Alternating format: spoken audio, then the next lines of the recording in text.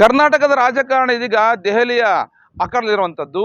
ವಿಶೇಷವಾಗಿ ಕರ್ನಾಟಕ ರಾಜ್ಯದ ಮುಖ್ಯಮಂತ್ರಿಗಳ ಹುದ್ದೆಗೆ ಡಿ.ಕೆ. ಶಿವಕುಮಾರ್ ಯಶಸ್ವಿಯಾಗಿ ನಿಯೋಜಿತ ಆದ ನಂತರ ಇದೀಗ ನಾಳೆ ಅಂದರೆ ಜೂನ್ 3ನೇ ತಾರೀಕು ಅಧಿಕೃತವಾಗಿ ಡಿ.ಕೆ. ಶಿವಕುಮಾರ್ ಅವರು ಕರ್ನಾಟಕ ರಾಜ್ಯದ ಮುಖ್ಯಮಂತ್ರಿಗಳಾಗಿ ಪ್ರಮಾಣ ವಚನ ಸ್ವೀಕರಿಸ್ತಿದ್ದಾರೆ. ಆದ್ರೆ ಆ ಮುಖ್ಯಮಂತ್ರಿಗಳ ಜೊತೆಗೆ ಯಾವ ಯಾವ ಸಚಿವರ ಪ್ರಮಾಣವನ್ನ ಸ್ವೀಕರಿಸುವುದು ಬಹಳ ಯಕ್ಷ ಪ್ರಶ್ನೆ ಆಗಿದೆ.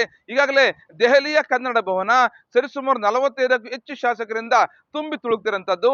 ಅಂದ್ರೆ ವಿಶೇಷವಾಗಿ ಎಲ್ಲ ಶಾಸಕರು ಕೂಡ ಲಾಬಿಯನ್ನ ಮಾಡ್ತಿದ್ದಾರೆ, ನನಗೆ ಸಚಿವ ಸ್ಥಾನ ಬೇಕು ಅಂತ. ಅದರಲ್ಲಿ 4 ಪಾಯಿಂಟ್ಗಳನ್ನು ಇಟ್ಟುಕೊಂಡು ಇವರು ವಿಶ್ಲೇಷಣೆ ಮಾಡ್ತಿರಂತದ್ದು. ಪ್ರಮುಖವಾಗಿ ಮಾಜಿ ಮುಖ್ಯಮಂತ್ರಿ ಸಿದ್ದರಾಮಯ್ಯರವರು ತನ್ನ ಬಣದ ಶಾಸಕರನ್ನ ಸಚಿವರನ್ನಾಗಿ ಮಾಡಬೇಕು ಅಂತ ಒಂದು ಹೈಕಮಾಂಡ್ ಹತ್ರ ಹೋಗ್ತಾ ಇದ್ರೆ, ಇನ್ನೊಂದು ಎಡೆ ಡಿ.ಕೆ. ಶಿವಕುಮಾರ್ ತನ್ನ ಪಟ್ಟಿಯನ್ನು ಕೊಡ್ತಿರಂತದ್ದು. ಒಂದು ಸಿದ್ದರಾಮಯ್ಯ ಪಟ್ಟಿ, ಒಂದು ಡಿ.ಕೆ. ಶಿವಕುಮಾರ್ ಪಟ್ಟಿ, ಇನ್ನೊಂದು ವಿಶೇಷವಾಗಿ ಎಐಸಿಸಿ ಅಧ್ಯಕ್ಷರಂತ ಮಲ್ಲಿಕಾರ್ಜುನ ಖರ್ಗೆ ಅವರು ಕೂಡ ಒಂದು ಪಟ್ಟಿ ಇಟ್ಕೊಂಡಿರಂತದ್ದು. ಇದೆಲ್ಲ ಬೆಳವಣಿಗೆ ನಡುವೆ ಒಂದು ಹೈಕಮಾಂಡ್ ಆಗಿರುವಂತ ರಾಹುಲ್ ಗಾಂಧಿ ಅವರು ಒಂದು ಪಟ್ಟಿ ಇಟ್ಕೊಂಡು ಇವತ್ತು ಸರಿಸುಮಾರು ಸಂಜೆ ವೇಳೆಗೆ 1 ಡಜನ್ ಶಾಸಕರಾಗಿರುವವರನ್ನ ಸಚಿವರನ್ನಾಗಿ ಮಾಡೋ ದಿಸೆಯಲ್ಲಿ ಪ್ರಮುಖವಾಗಿ ಹೆಜ್ಜೆ ಇಡ್ತಂಥದ್ದು.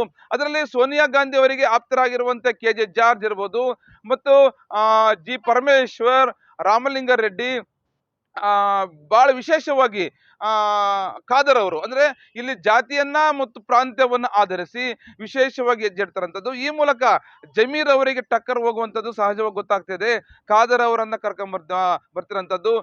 ಪ್ರಮುಖವಾಗಿ ಮಲ್ಲಿಕಾರ್ಜುನ ಖರ್ಗೆ ಅವರ ಪುತ್ರ ಪ್ರಿಯಾಂಕ ಖರ್ಗೆ, ಮತ್ತು ವಿಶೇಷವಾಗಿ ಎಡಗೈಯಲ್ಲಿ ಮುನಿಯಪ್ಪನವರಿಗೆ ಸಹಜವಾಗಿ ಅವರಿಗೆ ಸಚಿವ ಸ್ಥಾನ ಕೊಡಬೇಕು ಅಂತ ಒಂದು ಒತ್ತಡ ಇದ್ರೆ ಅವರ ಮಗಳಿಗೆ ಕೊಡ್ತಿರಂಥದ್ದು.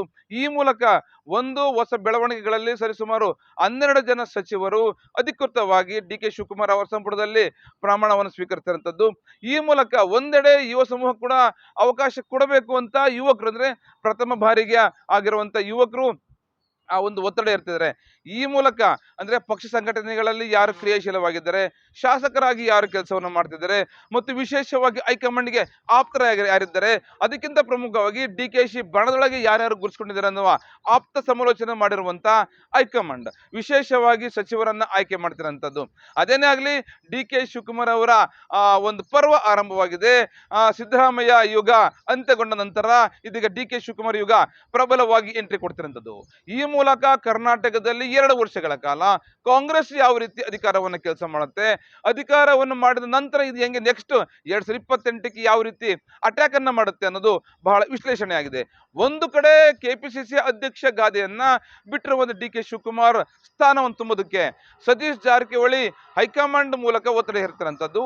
ಅಷ್ಟೇ ಅಲ್ಲ, ಸಿದ್ದರಾಮಯ್ಯರ ಮೂಲಕ ಅಹಿಂದ ವರ್ಗದಲ್ಲಿ ಗುರುಸ್ಕೊಂಡಿರುವಂತ ಜಾರಕಿಹೊಳಿ ಸಿದ್ದರಾಮಯ್ಯ ಅವರ ಬಲಗೆ ಬಂಟನ ಕೆಲಸ ಮಾಡ್ತಿರೋಂಥದ್ದು. ಒಟ್ಟಾರೆ ಏನಂತಂದ್ರೆ ಡಿ.ಕೆ. ಶಿವಕುಮಾರ್ ನಂತರ ಕೆಪಿ ಸ್ಥಾನವನ್ನ ಯಾರು ಅಲಂಕರಿಸ್ತಾರೆ ಅನ್ನೋದು ಒಂದು ಮುಖ್ಯ. ಆದ್ರೆ ಇನ್ನೊಂದು ವಿಶೇಷವಾಗಿ ಡಿ.ಕೆ. ಶಿವಕುಮಾರ್ ಅವರು ಕಳೆದ 2 ವರ್ಷಗಳಿಂದ ಚಕ್ರವ್ಯೂಹವನ್ನು ಎಣೆದು ದೇವರಲ್ಲಿ ಪ್ರಾರ್ಥನೆ ಮಾಡಿ ದೇವರಲ್ಲಿ ಕೈ ಮುಗಿದು ಅಧಿಕೃತವಾಗಿ ಮುಖ್ಯಮಂತ್ರಿ ಆಗ್ತಾ ಇದ್ರೆ, ಅದೇ ಚಕ್ರವ್ಯೂಹವನ್ನು ಸಿದ್ದರಾಮಯ್ಯ ಅವರು ಮತ್ತೊಮ್ಮೆ ಪ್ಲಾನ್ ಮಾಡ್ತಿರಂಥದ್ದು. ಏನಂದ್ರೆ ಸಿದ್ದರಾಮಯ್ಯನವರ ಮಗ ಡಾಕ್ಟರ್ ಎಚ್. ಸಿದ್ದರಾಮಯ್ಯ ಅವರಿಗೆ ಪ್ರಬಲವಾದಂತ ಸಚಿವ ಸ್ಥಾನವನ್ನು ಕೊಡಬೇಕು ಅನ್ನೋದು ಅವರ ಒತ್ತಡವಾಗಿದೆ. ಈ ಮೂಲಕ ಸಿದ್ದರಾಮಯ್ಯ ಬಣದಲ್ಲಿ ಗುರುಸ್ಕೊಂಡಿರುವಂತ ಪ್ರಬಲವಾಗಿರುವಂತರು ಜಾರಕಿಹೊಳಿ ಇರ್ಬೋದು, ಮತ್ತು ಯತೀಂದ್ರ ಇರ್ಬೋದು, ಮತ್ತು ಮಹದೇವಪ್ಪ ಇರ್ಬೋದು, ಎಲ್ಲರೂ ಕೂಡ ಒಂದು ಕಡೆ ನಮಗೆ ಕಟ್ಟಿಟ್ಟ ಬುತ್ತಿ ಅಂದ್ರೆ ಸಚಿವರಾಗ್ತೀವಿ ಅಂದಿದ್ದಾರೆ. ಅದೇನಾಗ್ಲಿ, ಕರ್ನಾಟಕ ರಾಜ್ಯ ರಾಜಕಾರಣ ಡೆಲ್ಲಿಯ ಗದ್ದಿಗೆಲ್ಲಿದೆ. ಹೈಕಮಾಂಡ್ ಯಾವ ರೀತಿಯನ್ನ ಸ್ಪಷ್ಟ ಸೂಚನೆ ಕೊಡುತ್ತೋ ಆ ಸೂಚನೆ ಅನ್ವಯ ಕರ್ನಾಟಕ ರಾಜಕಾರಣ ನಾಳೆಯಿಂದ ಆರಂಭಗೊಳ್ಳಲಿದೆ. ಅದೇನೇ ಆಗಲಿ, ಡಿ.ಕೆ. ಶಿವಕುಮಾರ್ ಅವರ ಹೊಸ ಪರ್ವಕ್ಕೆ ಯಾವ ಜನ ಸ್ವೀಕರಿಸ್ತಾರೆ ಅನ್ನೋದು ಯಕ್ಷ ಪ್ರಶ್ನೆ. ಅಷ್ಟೇ ಅಲ್ಲ, ಈ ಗ್ಯಾರಂಟಿಗಳ ನಡುವೆ ಕೆಲವರು ಹೇಳ್ತಿದ್ದಾರೆ ಗ್ಯಾರಂಟಿಗಳಿಂದ ತುಂಬಾ ಲಾಸ್ ಆಗ್ತಿದೆ, ಆರ್ಥಿಕ ಸಂಕಷ್ಟ ಉಂಟಾಗ್ತಿದೆ. ಅಂದ್ರೆ ಇಡೀ ಭಾರತ ದೇಶದಲ್ಲಿ ಗ್ಯಾರಂಟಿಗಳಿಂದ ಜನಸಮುದಾಯ ಖುಷಿಯಾಗಿರ್ಬೋದು, ಆದ್ರೆ ಅದೇ ಜನಸಮುದಾಯದ ಮೇಲೆ ತಲಾದಾಯ ಮತ್ತು ಆರ್ಥಿಕತೆ ಹೊಡೆತ ಬೀಳ್ತಿರಂಥದ್ದು.